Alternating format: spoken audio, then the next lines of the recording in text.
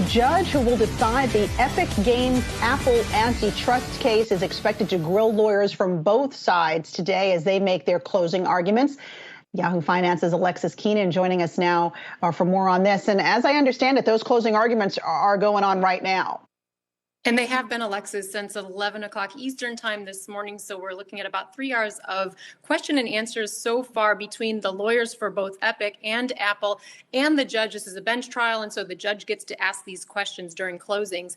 Now, so far, Judge Gonzalez-Rogers, she's been talking a lot about the relevant market for this case. That's a big deal and critical in an antitrust case because how the market is defined will definitely impact the outcome of the case. So Epic is saying that the appropriate market is really the app distribution market, and that's getting the app onto the iPhone.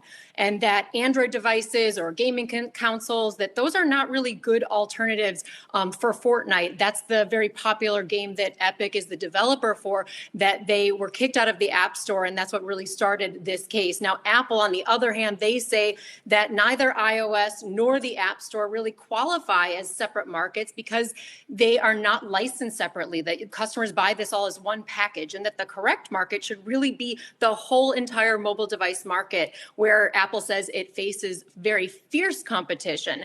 Now, one of the judge's statements today that could bode well for Epic is she focused on the App Store commissions that Apple has long charged, as have other app stores, including Google's, that 30% charge. She said, look, the fee would have moved. It would have changed, presumably lower, if there was more robust competition here. So seeming to suggest that there is a monopoly there and that that price, it may be problematic because it's not moving. She also suggested on Friday that the in-app payment system that Apple has in the App Store doesn't face enough competition. Now, on the other hand, one of her statements today that could be a positive thing for Apple, indication for Apple, is the judge said that Epic's market definition really seems to ignore Apple's argument that customers choose a whole device ecosystem and that they're buying the product because of what it offers, not just in the App Store, but comprehensively.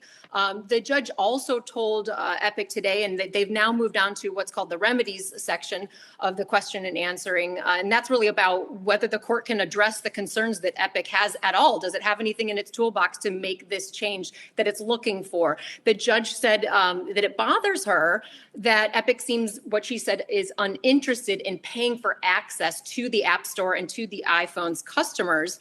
And Epic said in response that it's not advocating for Apple to give away all of this for free, but that they changed their business model. The judge went on to say, well, has that ever been a remedy in an antitrust case? And so that's where the discussion was when I left off. The decision here is expected to come in the next weeks or months. The judge didn't commit to an actual date, but she did say she really hopes to have it out before August the 13th.